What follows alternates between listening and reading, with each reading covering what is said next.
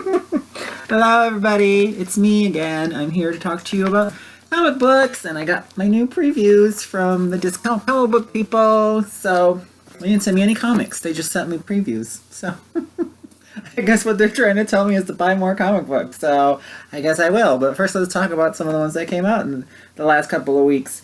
Although these previews have some interesting things on their covers, like, of course, Doomsday Clock. Is anybody excited about Doomsday Clock? I'm a little bit excited, but I'm just fearful that it's going to make me feel like I do about Secret Empire. So, I don't know. They're drawing me in. I don't know if I can... also, on this previews one, I'm really interested to know from anybody else how you feel about Marvel doing this renumbering again. I just, it's a stunt, but it just doesn't do anything for me. Does it do anything for anybody else? I think we're all pretty much, at least for this generation, accustomed to new number ones whenever a new storyline begins or a new creator begins, and it's not necessarily a bad thing. It actually makes it easier to collect and easier to follow, to read, I think anyways. So I just don't know. I mean, I don't think it's going to last, but so Captain America's on number 695 if you want to read all of those. But anywho, let's talk about the comic books that I got recently, and I'm only going to talk about comic books that I like from now on. So if that's not your thing, you may not want to watch these anymore. But I just, I don't want to talk about things I don't like. Although I'm going to talk about one thing that I don't like in this. But first, and I'll talk about that first then. It's basically, how do I put it into words? I got the Sheena Queen of the Jungle, because it was 25 cents. And it's from Dynamite, and it's another one of those, good girl, bad girl, let's sell a bunch of covers by having a sexy girl on the cover, which I don't have a problem with that. What I want, though, is that it has to also have story. And the good thing about this, as opposed to this, is that this actually does have a story. And I mean, for 25 cents, you can't beat it. If you know anything about Sheena, basically, she's female Tarzan. Really, the thing about, they kind of play her in this, it seems like in this series, like female Tarzan. So basically, she's just not hip to the ways of the modern world. And one of the cool things in this, I'm going to ruin it for you, is that it basically takes place, a drone finds where Sheena's living and kind of follows her, records her, and she doesn't know what that thing is. So she thinks it's some sort of mystical, crazy thing from out of the sky, like a sky god or something like that. So she tries to stop it, and hilarity ensues. But I have to say, the interior art is actually quite good.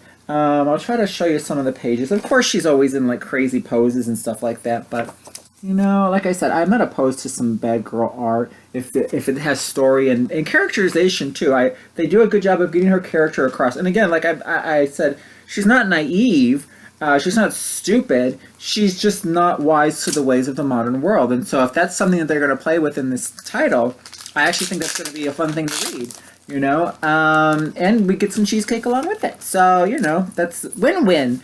Whereas this is just lose-lose. This is the second issue of Betty Page, and I want this to be good, but it's just not. And the other thing that, what's even more disappointing about this? Oh, it's the same company, by the way. So, the thing that's disappointing about this is that they call it, the storyline is the Secret Diaries of Betty Page, and if this was really her Secret Diaries, she was really boring.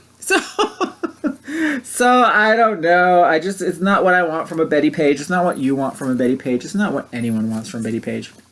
But if you want, good cheesecake, then get Sheena, Queen of the Jungle, as I poke myself in the eye with a comic book. My other new title that I got this week was Spy Seal. Spy Seal.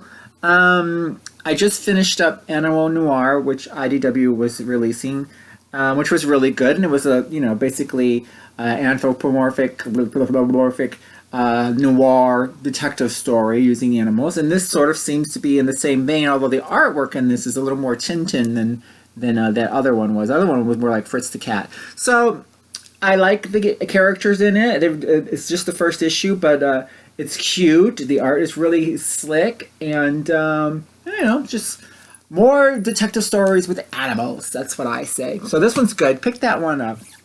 I want to talk about two titles that I've been getting. I think I've been trying to tell you get them as well, but on the more of the humorous side of things. If you like a little humor with your comics, you may want to get America Karate. I'm still reading that, even though this issue probably is the worst so far, if that can be said for a comic that's just this really, I don't know, low, cheesy, 80s karate, roadhouse kicking, action force, there's some gross things that happen in here, and not fun gross. So this may be the tipping line in this issue is, but I mean, I'm still reading it. But the thing is that they have this part in here. It's him and his girlfriend now all the time, where they talk about their two favorite things are fighting and fucking, and so they have a scene where they fight fuck. So I'll leave that just to be what it is. You have to get the issue to find out what it's all about.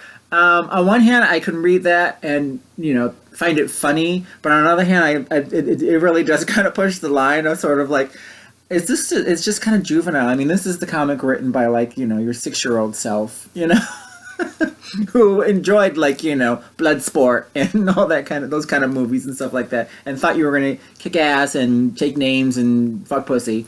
So here's your comic for you, but it's still funny. I don't know. Isn't that weird? Because that's not totally opposite of who I am as a person. Really, it is. But I just find it funny. So the other one that's really funny, but really, really good is, Shirtless Bear Fighter. Shirtless Bear Fighter. I've been trying to get you to read this. Have you been reading this? It's so good. The thing about Shirtless Bear Fighter, besides the fact that he's just an absolute hunk, and if Patrick Warburton grew a beard and did his hair a little bit different and maybe had a penis implant, he could play Shirtless Bear Fighter in a movie.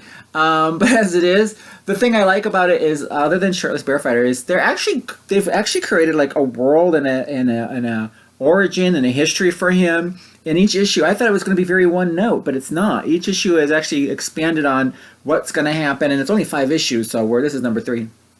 2 more issues for us to find out more about him and his life, and there's just this really fun shots of I have to show you this one picture. So, of course, he falls in love with this girl, la la la, and just the picture of them together in the forest just makes me laugh, because it's just like, who wouldn't want to go out into the forest and just hold hands with a naked man? It's just like, girl, what? I'm going to go to the forest now. Is that what's happening in the forest? See, I always thought I didn't like nature, but apparently I just haven't found the right bear fighter. So I need a shirtless one. Also, I like that in this comic, everybody calls him Shirtless. So, I need a boyfriend named Shirtless. I don't know. So get those 2 comics. They're really fun. This comic is ending soon. I think one more issue. But are you reading it? Z Nation. I have never watched the show, but this comic is so good, and I'm gonna have to ruin it for you a little bit, otherwise you won't get it. You see that whale on there? Zombie whale on the cover. So basically, the premise of this, it's only 6 issues. Some military types are looking for the last food source in this zombified world, and they find out that it's on a cruise liner that has been taken over by the crew. Basically, they're like, the world is zombies. We're on a ship. We're gonna go sail out, and the ship is our island home, and we have all the food as well. So we're pretty much set. And if anybody comes to try to take it from us, of course we're gonna kill them. What's so fun about it is that it's very well written, but also, so the military guys go onto the boat. They have to contend with the crew, but then there's also bears on the boat that are zombified. So, and then the boat capsizes and turns upside down. So a whole Poseidon adventure thing is going on in this. And then we find out that even if you get off, if you get to the bottom of the boat, which is now the top of the boat, and find a way out, there's a zombified killer whale waiting outside of that for you to have to deal with. So it's just like, they did such a great job of just layering on the insanity. It's one thing after another. Like, oh, well, now, this seems good. First, there's no food. Then the crew is crazy. And then there's crazy animals running around. So there's zombies and animals that are zombified. And then we capsize. And then it's just like, I mean, this could be a series, an ongoing series as far as I'm concerned. The characters are just that interesting. And it really makes you think. Every issue has been like, what could possibly happen now? So I can't even imagine what's going to happen after this. Poseidon Adventure with a Killer Whale Zombie. I'm still reading Star Wars. This issue focused on Sana Solo, which is the wife of Han Solo, if you've been following the Star Wars universe lately. They haven't totally given away like what the whole deal is. It sounds like they just were doing some sort of run on somebody and decided they pretend to be a married couple, whatever, but she took it too seriously or he took it too seriously or whatever, but she's had relations with Han Solo, and she implies that she's had relations with Lando Calrissian too. But this was a really good issue to expand on her character. She's been around for a while. This isn't like the first time we're seeing her. And it really kind of gave her duplicity and her intelligence and showed why people would like her and also not like her. I mean, as far as the people in the universe, it shows why someone like Lando Calrissian would want to, befriend her and yet also, turn the tables on her as well. And Han Solo and all these other people as well. So kudos to Aaron and everybody as far as the writing on that went. I think they did a really good job. There's quite a few characters in the current Marvel Star Wars world that they created, such as Sana Solo, Dr. Afra, 000, my favorite, 000. And they've all been really great and really well realized. So even though I'm not the biggest Star Wars fan, I have to give kudos to Marvel and everything they've been doing so far with the properties as far as the comics go. I don't know if they're just giving people free reign to do whatever they want to, but they are, and it's been exciting. It's been fun to read. So the last one I'm going to give you a little hubba is this comic. Are you reading this? Regression. Is anybody reading Regression? Am I the only person reading Regression?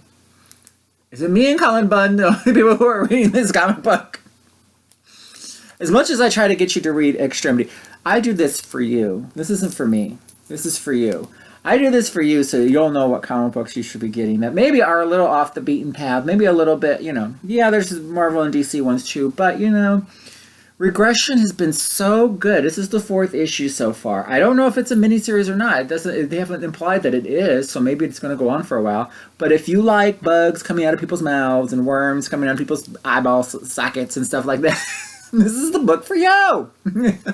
And the basic story is a young man is having some issues. He goes to a hypnotist, as you do. The hypnotist goes through a past life regression and pulls somebody from the past life into the present. So the young man is sometimes this other person and sometimes himself. The other person likes to kill people, so he's killed a couple of people. But every time the boy comes back to consciousness, he doesn't understand what is going on.